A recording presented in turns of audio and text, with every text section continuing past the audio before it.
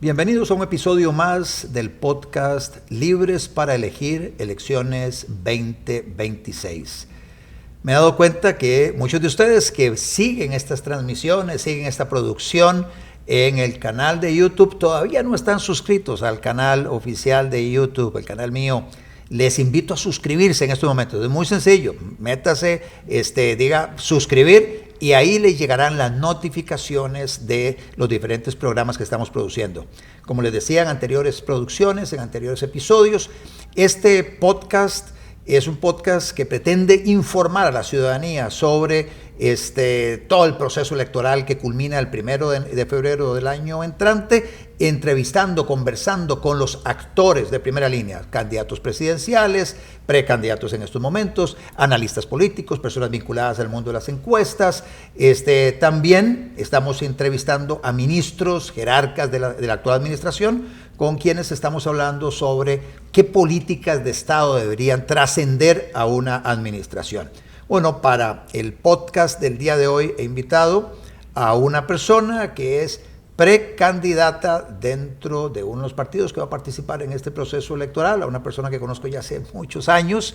Se trata de Natalia Díaz. Natalia, ¿cómo estás? Tanto tiempo, Otto, un placer estar acá. Muchas gracias por la invitación y un saludo a todos los que nos están escuchando. Natalia Díaz, para refrescar la memoria a los más jóvenes que tal vez no la tengan referencia, Natalia Díaz fue diputada, fue compañera mía, 2014-2018, fue vicepresidente del Congreso y bueno, apareció, fue como una sorpresa para muchísima gente verla como ministra de la presidencia de esta administración de Rodrigo Chávez. Estuvo unos dos primeros años aproximadamente como ministra de la presidencia y hoy es precandidata del partido Unidos Podemos. ¿Es correcto?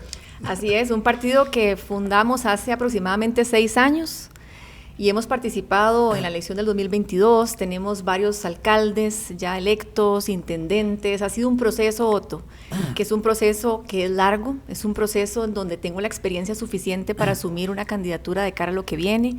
Me he formado para esto toda mi vida, tengo la experiencia no solamente en el sector público, como usted bien menciona, sino también sector privado, que es muy importante por la necesidad de justamente desentrabar, de poder generar las condiciones para que la gente tenga más empleos, para que la gente pueda tener también un Estado que no obstaculice.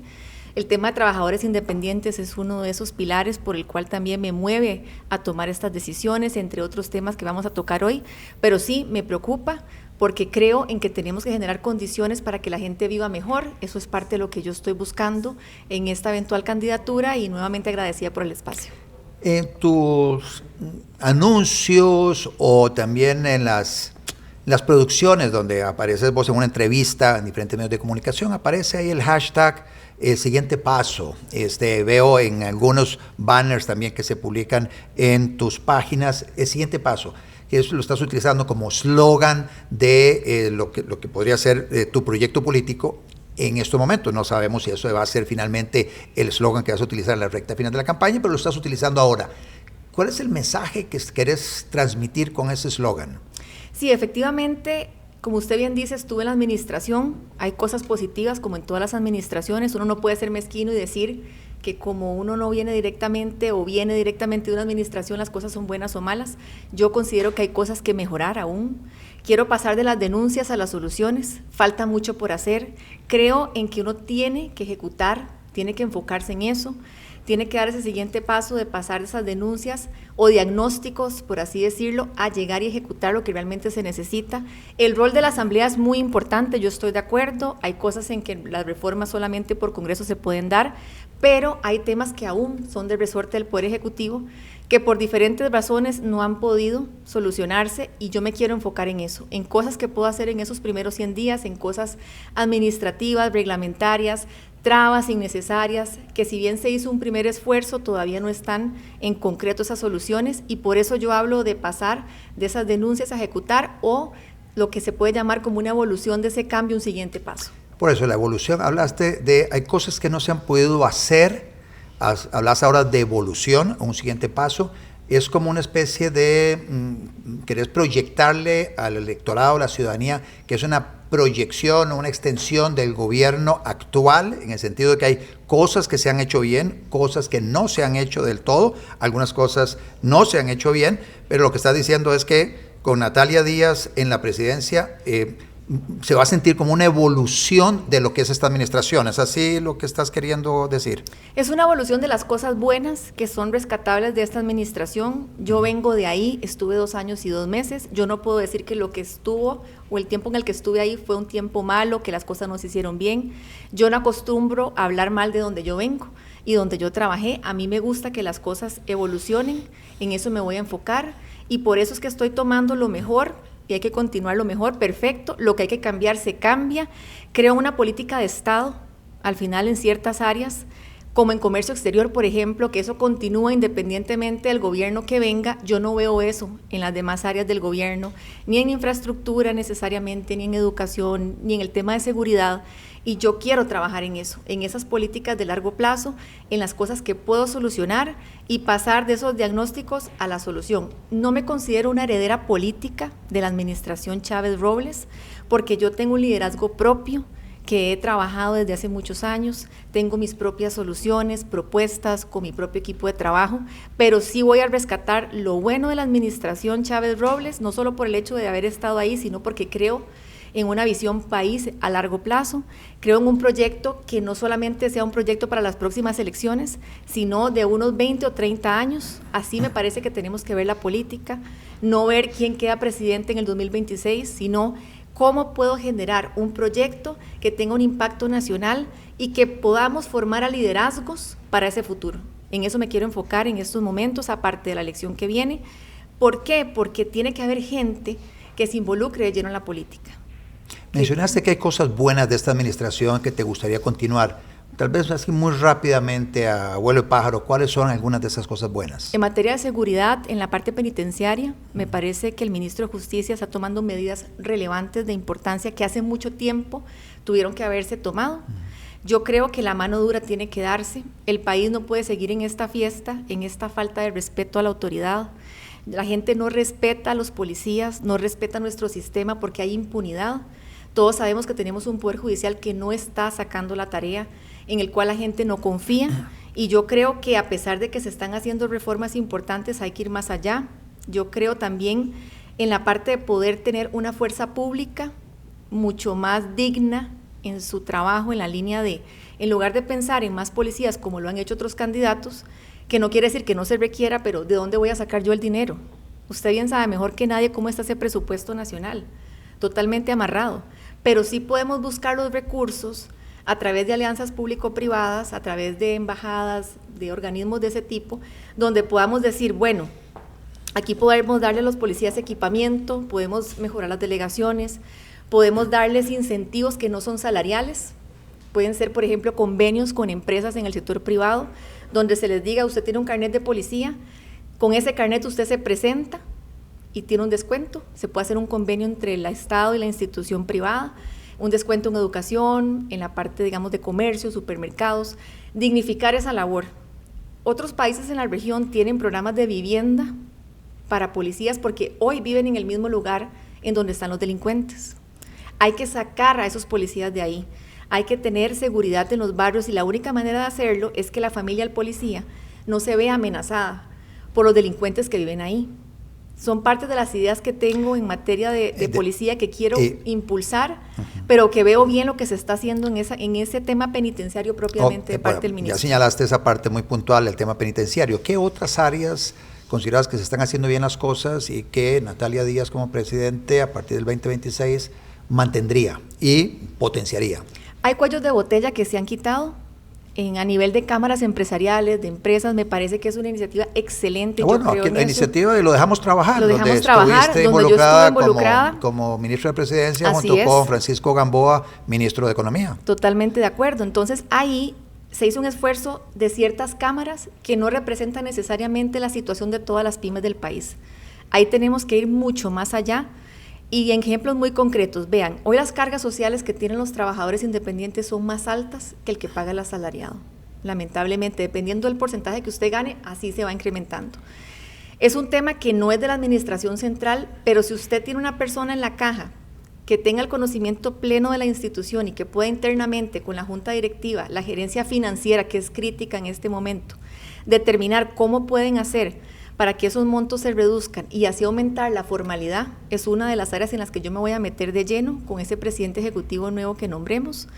Creo también en que hay que buscar cómo reformar el tema del pago de facturas que se pagan a 30 días en trabajadores independientes y que a usted le hacen pagar un impuesto sobre esa factura sin usted haber recibido el dinero. O sea, son cosas ilógicas que tiene el sistema.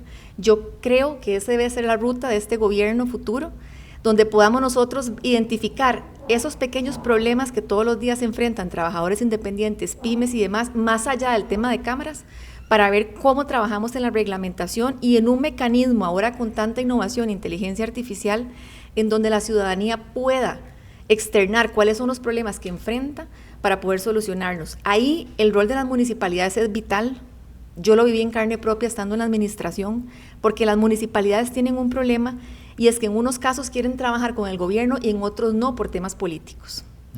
Entonces no quieren ayudar necesariamente en desregular, salvo que haya un convenio y haya voluntad de hacerlo, y por eso es tan importante que las personas elijan bien quiénes son las autoridades que vienen de cara al 2028, porque hay que trabajar de la mano. El gobierno central tiene el margen hasta ciertos trámites, pero los demás son municipales, y ahí me parece que hay que trabajar con todas las 84 municipalidades en ver cómo trabajamos en esos convenios que se han iniciado, pero que todavía no se han podido terminar en la actual administración. Al inicio mencionabas comercio exterior, que en comercio exterior es algo que se ha venido haciendo muy bien y que consideras que está clara la ruta, que la política de Estado es seguir insertando a Costa Rica en la economía mundial a través de tratados bilaterales, multilaterales, inserción en grupos regionales, etcétera. Por ahí es lo que ha estado haciendo esta administración, le metió el acelerador a esa dinámica. ¿Consideras que eso está muy bien y que definitivamente esa es una ruta que debemos mantener? Es que se ha mantenido como una política de Estado, a eso me refería yo. No es que un gobierno llega y no le parece cómo se está trayendo la inversión, entonces la corto. Bueno, pero podría yo refutarte ahí que en la administración, las dos administraciones anteriores a esta, paralizaron Alianza del Pacífico. O sea, lo que había empezado Laura Chinchilla en su momento, en ciertas negociaciones, vienen las dos administraciones del PAC y dicen suave, la verdad es que no. Esta administración cambia esa dinámica y dice, no, vamos para adelante con Alianza del Pacífico, no solo eso, vamos con Transpacífico y vamos a abrir Tratado de Libre Comercio con Emiratos Árabes y con Israel y vamos a ver de qué manera abrimos más mercados. Así es, pero digamos, eso es una visión que yo no comparto, yo soy de la idea... ¿Que no compartís o sí compartís? La de no hacer tratados y no abrir más mercados, sí. Obviamente no la comparto, pero en las bases medio funcionó en la línea de que no hubo un cambio radical en cuanto al sistema como venía funcionando. Ahora, que impulsen más tratados o no, ya eso es una visión del gobierno que venga. Yo creo en eso. Creo también en ver cómo están funcionando esos tratados, cómo los podemos revisar para ver cómo están esos beneficios traducidos hacia el país. A mí parece que eso hay que revisarlo muy bien. No el tratado en sí, sino cuáles han sido los resultados de eso, para nosotros también tomar decisiones a lo interno. Pero siempre hay cosas que mejorar en una administración, porque obviamente uno no puede estar de acuerdo con el 100%. A lo que yo me refiero es que no puedo llegar y cambiar la ruta, salvo que sea una ruta del comunismo versus lo que uno cree, porque yo no creo en que un gobierno comunista debe venir aquí. Creo que la mayoría de los costarricenses lo ven así y no ha pasado, gracias a Dios. Pero lo que les quiero decir es que en esa política se ha venido manteniendo una base mínima de funcionamiento, cosa que en educación no ha sido así, para ponerle un ejemplo concreto. Hablemos de educación y salud, que son dos de las áreas tal vez más relevantes. En educación tenemos un MEP, Ministerio de Educación Pública, con más de 90,000 funcionarios, y tenemos en salud a la Caja Costarricense del Seguro Social con 65,000 funcionarios. ¿Qué propone Natalia Díaz hacer como responsable del Poder Ejecutivo en esas dos áreas tan álgidas y tan importantes para el bienestar de todos los costarricenses? Bueno, en educación hay un tema que por lo menos en la gran mayoría de visitas que he hecho y las conversaciones que he tenido con profesores del MEP es que se les va la mayoría de su tiempo en temas administrativos, no de enseñanza. Están comprando lapiceros, están haciendo labores meramente administrativas cuando tienen que enfocarse en cómo enseñar mejor. Eso lo tenemos que revisar sin lugar a dudas, ver cómo hacemos para invertir un gran porcentaje de esa educación en lo que es primera infancia, porque ahí es donde se forma el futuro del país.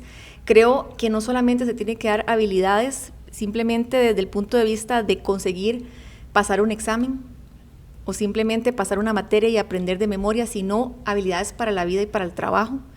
Creo que esas habilidades tienen que aprenderse de la mano de poder tener habilidades blandas que le permitan a usted como profesional trabajar en equipo una vez que salga del colegio. ¿De qué me sirve a mí salir muy preparado de un colegio técnico, que es lo que tiene los mejores promedios de graduación normalmente, si yo no puedo convivir en un equipo de trabajo en una empresa? Yo creo que el rol del sector privado ahí, y sobre todo el rol del INAH, es muy importante, porque yo quisiera que universidades públicas también se involucraran, pero con esto del FES y la reforma a nivel de la Constitución, que está aún pendiente ahí, no podemos trabajar porque ellos dicen que la autonomía no se les puede transgredir, cosa que es una autonomía mal entendida, pero que no se les puede pasar por encima en eso, y entonces es muy difícil desde el Poder Ejecutivo llegar y ajustar esos programas a la demanda laboral o a lo que están contratando las empresas. Pero el INAH sí tiene un potencial todavía muy grande, porque el INAH tiene que desarrollar los programas con base en las actividades económicas de cada región. Yo lo haría a modo de región, no de cantón, porque es imposible abarcar actividades en 84 cantones, pero sí determinar cuáles son las principales actividades de la región Brunca, y así con las demás actividades. ¿Por qué? Porque no es lo mismo lo que uno vive en un cantón central de San José, por ejemplo, o Escazú, que lo que viven las personas del cantón de Pérez Celedón, o San Vito de Cotobruz, o toda esa zona. Entonces hay que ver cómo ajustamos esos cursos cortos. Si son de 2 años, excelente, ya nadie está estudiando carreras de 5 o 6 años. Ya, además, las universidades no tienen los horarios para los estudiantes que trabajan, no hay posibilidades de tener esas opciones a hoy, no hay posibilidades de cambiar eso con la visión que tienen los rectores de universidades públicas, lamentablemente, y a raíz de eso, quiero orientarme en esas carreras que transforman para la vida, con cursos muy cortos que le permitan a ustedes simplemente llegar y trabajar en un periodo de 2 años. En eso me quiero enfocar. En salud, obviamente, el tema de listas de espera es una preocupación nacional. El director del Hospital de Niños y el director del Hospital de San Carlos tienen buena propuesta para reducir esas listas de espera a hoy, que se llama las jornadas de producción. Esas jornadas de producción consisten en tener jornadas después de las 4 de la tarde hasta las 10 de la noche aproximadamente, en donde tiene un turno ordinario para los especialistas durante el día, porque se les paga un monto definido independientemente de la cantidad de cirugías, ultrasonidos o operaciones que hagan, lo que considere.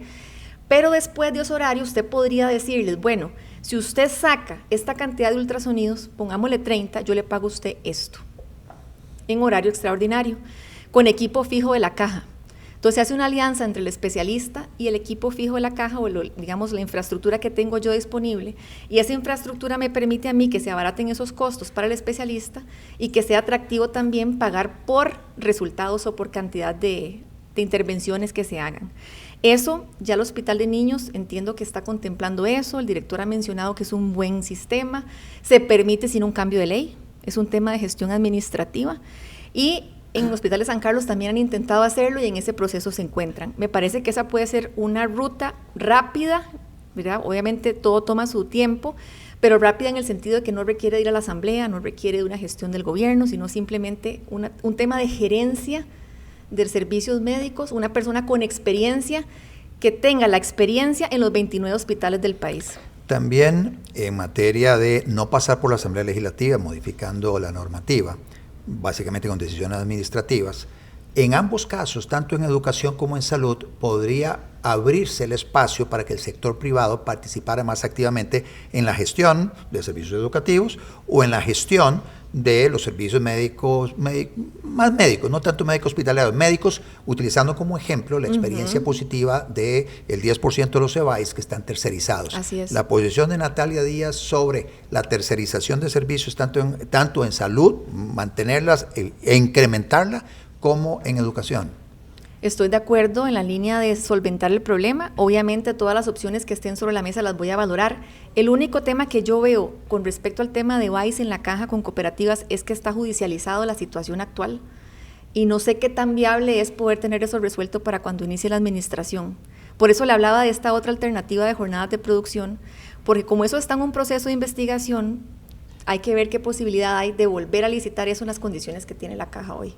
No lo sé, desconozco cómo está el proceso jurídico, pero no quisiera quedarme esperando a que eso se solucionara para tomar una decisión, porque como le digo, a nivel de hospitales se pueden reducir esas listas y a nivel de los EBAIS también se pueden tener, por ejemplo, atención a lo que son hipertensión y diabetes, que son las más importantes que se dan hoy, las enfermedades más importantes en el país, y eso se puede prevenir desde el punto de vista de nutrición. Yo creo mucho en esa área. creo que uno puede prevenir los costos que se pueden incrementar tanto en clínicas y hospitales si uno se mete de lleno en esa primera etapa o en ese primer paso a nivel de la atención en salud. Y otro rol que considero importante en esa área es el tema de los hospitales universitarios, que eso podría ser una alternativa para formar a más especialistas en diferentes áreas. El Monseñor Sanabria en Punta Arenas, por ejemplo, tiene espacio ocioso en este momento, es un hospital gigantesco, es un hospital que es el más grande de Centroamérica y que tiene capacidad para formar. ¿Por qué no llevamos a especialistas a formarse ahí? ¿Por qué no llevamos listas de espera pendientes de aquí a hospitales regionales, hospitales fuera de la gama? ¿Y la tercerización de servicios en el área educativa? Obviamente estoy de acuerdo en la línea de que si hay algo que pueda ayudarnos a tener herramientas desde el punto de vista de una mejor metodología de enseñanza, me parece que esa sería una ruta interesante para acompañar la educación actual. Es muy difícil poder sustituir eso con las condiciones que hay hoy en la administración pública, pero yo creo que sí existen herramientas a nivel de inteligencia artificial, de innovación, tecnología, que ya se ofrecen en diferentes países que pueden ser una herramienta de enseñanza para el docente. Hay que involucrarlo a ellos en la toma de decisión directamente de todos estos procesos, de lo contrario veo muy difícil que las cosas caminen. Tiene que nombrarse una persona que conozca el Ministerio de Educación Pública. Es difícil determinar dentro de los 90,000 funcionarios que hay, ¿verdad? Que obviamente son muchísimos, cómo tener a esa mejor persona que guíe el proceso, pero yo soy una fiel creyente de que uno tiene que nombrar a la gente que sepa desde adentro qué es lo mejor para los docentes y para el sistema, siempre que cumpla con la visión que uno impulse. Yo creo que esa persona tiene que tener ese conocimiento y la habilidad para poder determinar cómo ingresar con ese tipo de metodologías, con una ley de contratación que es bien compleja de cumplir, que es sumamente engorrosa, que no permite el avance del país en muchas áreas, que aunque entiendo que transparenta la función, en algunos de los casos no se cumple el objetivo. Hay procesos en donde se tarda un año en adjudicar algo, y yo creo que esos procesos tenemos que ver cómo cambiamos, cómo reformamos ese tipo de leyes, no para que no hayan controles a nivel de presupuesto, porque yo soy una fiel creyente de que tiene que existir ese rol de la auditoría interna y de la Contraloría, pero bien orientado, no simplemente oponerse por oponerse, pero con el sistema que tenemos tan entrabado en la toma de decisiones de las instituciones, es difícil poder hacer cambios si no flexibilizamos un poco esas normas. Mencionaste, cuando estabas hablando de las universidades del Estado y el Fondo Especial de la Educación Superior, que hay una autonomía malentendida de las universidades y dando a entender que es necesario reformar la Constitución para explicitar cuál es el nivel de autonomía que debiera entenderse en el caso de las universidades del Estado.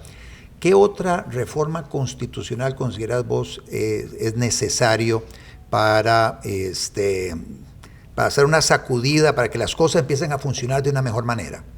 A ver, el tema de magistrados es un tema muy pendiente. Lo conocemos de primera mano. Yo creo que... De magistrados, lo de la reelección consecutiva de los magistrados, sí, los periodos de 8 años, el proceso. Y que si no hay 38 votos de bola negra, entonces siguen reelectos 8 años más. Esa parte. Ese tipo de procesos, y usted conoce muy bien cómo funciona ese tema. La Comisión de Nombramientos no está cumpliendo su objetivo. La Comisión de Nombramientos crea metodologías que no existen en la ley. Así es. Que simplemente llegan y porque usted me cae mal en una entrevista le pongo un 0 y el que me cae bien le pongo el 100 y no es un criterio objetivo. Yo sí creo que eso tiene que revisarse de alguna manera porque entiendo que tiene que haber un balance entre el tema de la visión del magistrado en la sala determinada y el tema de la idoneidad de la persona. No es solamente un tema meramente técnico, son muchos factores los que tienen que verse de por medio. Creo que uno tiene que tener acceso a poder reunirse con las personas.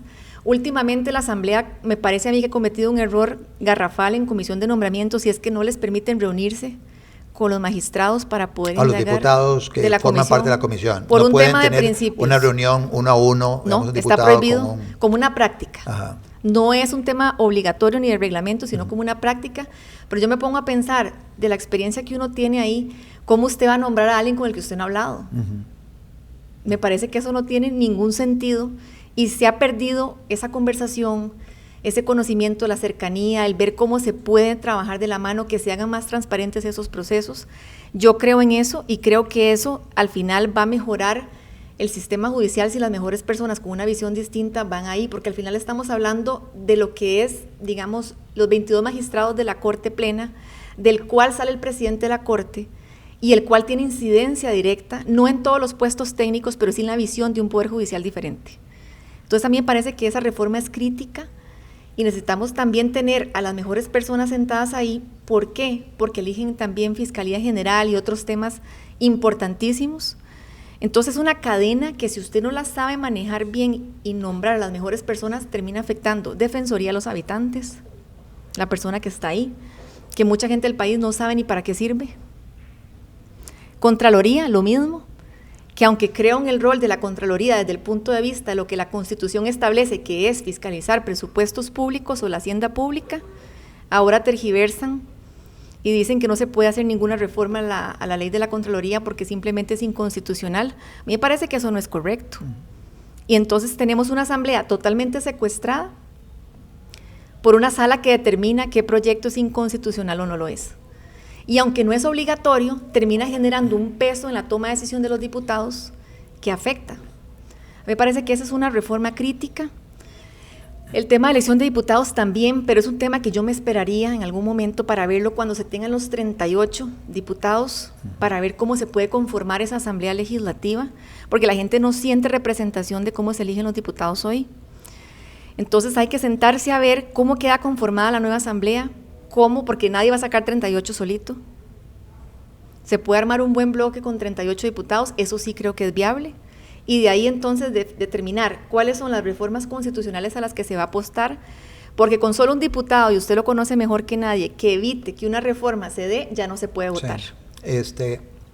A ver, ya vamos llegando al final del programa, pero quiero dos temitas que quiero que eso no se nos vaya. Uno, el presidente el 5 de mayo, en su informe en la Asamblea Legislativa, dedicó una buena parte a hablar del estado de las finanzas públicas, donde se vea todo lo que hemos logrado en finanzas públicas. Hemos contenido la deuda ha ido bajando, de hecho ya inclusive estamos dentro del rango inferior del 60% de la regla fiscal, somos campeones de la OCDE en materia de control de la inflación, en atracción de inversión extranjera estamos volando, etcétera. Hay un montón de indicadores. Dentro de aquellas políticas de Estado que consideramos, que conversamos en algún momento en comercio exterior o lo que fuera, el tema de finanzas públicas, ¿qué haría diferente Natalia Díaz de lo que ha estado haciendo esta administración, el presidente Rodrigo Chávez con su ministro de Hacienda, Nogui Acosta, en cuanto a contención de gasto y a fiscalización, con el propósito de ver de qué manera allega más recursos al fisco? Una frustración enorme que yo tengo y que tuve en mi cargo en aquel momento como ministra de la reforma del Estado. Ni siquiera pudieron votar las reformas más simples del Estado, que tiene que ver con transformar las juntas directivas en direcciones para que el ministro tuviera más poder de decisión y poder tomar decisiones mucho más rápidamente.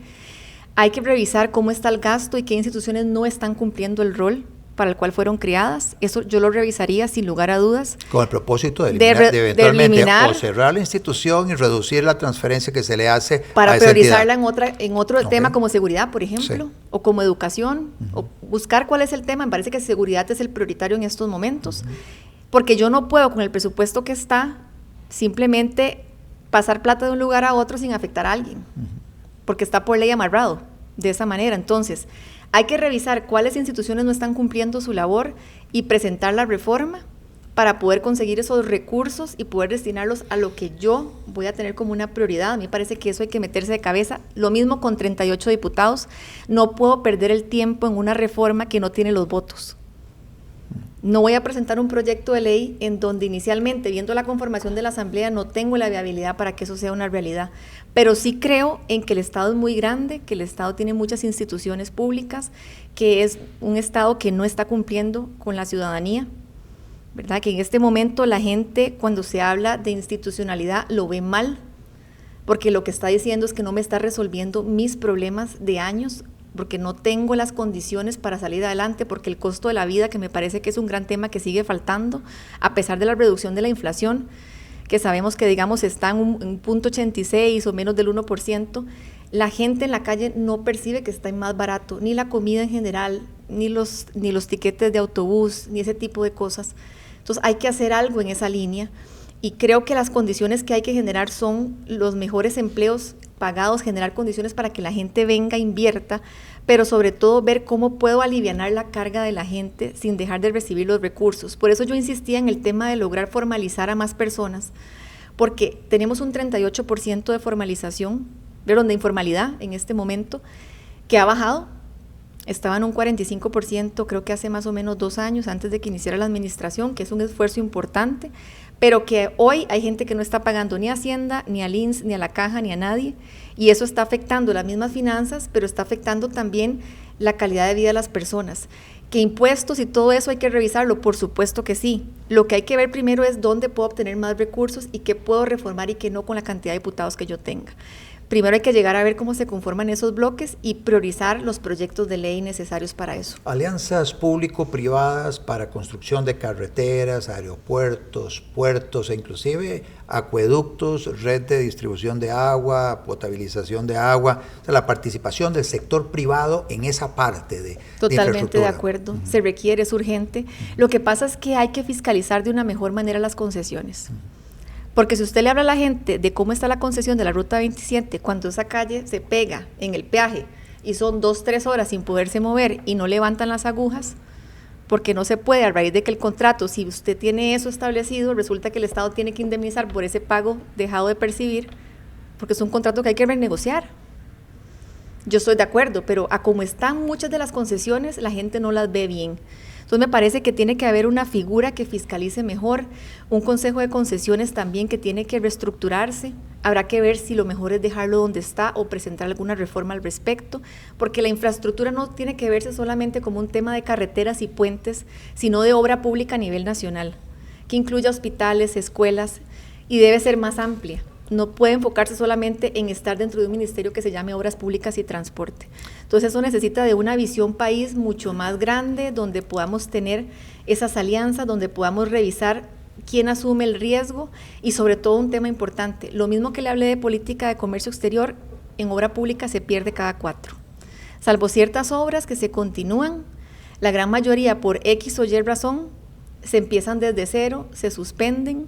Y entiendo que puede haber circunstancias que preocupen a quien entre porque ve alguna cosa que le llama la atención o porque le parece que están mal hechas, pero cada vez que eso sucede, se pierden 4 o 5 años porque un proyecto tarda entre 4 o 5 años hacerse.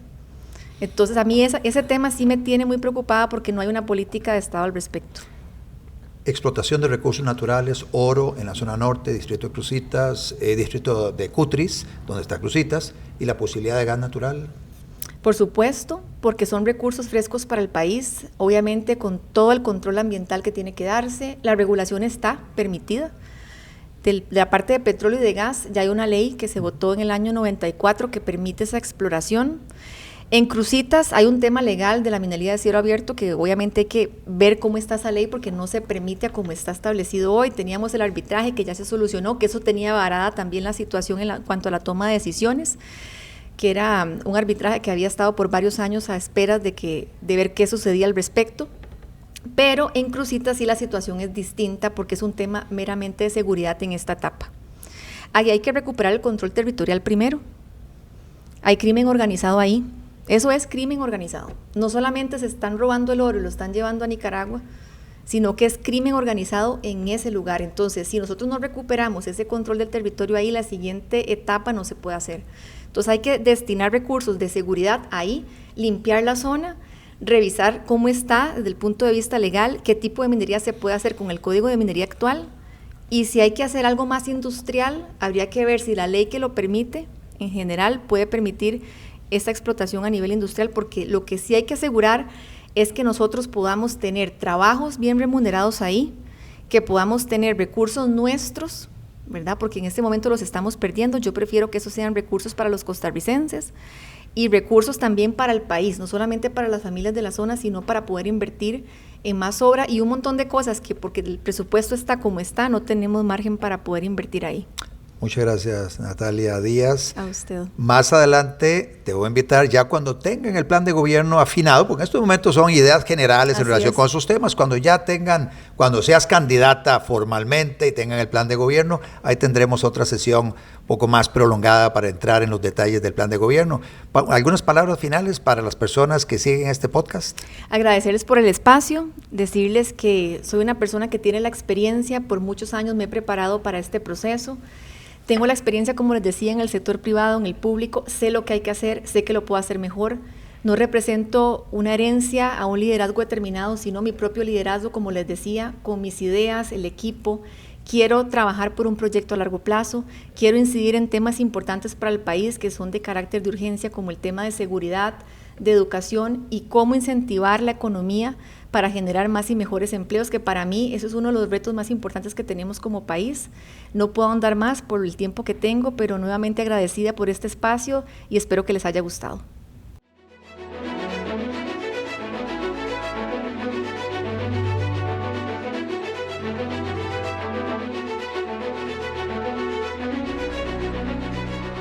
Podcast con Otto Guevara.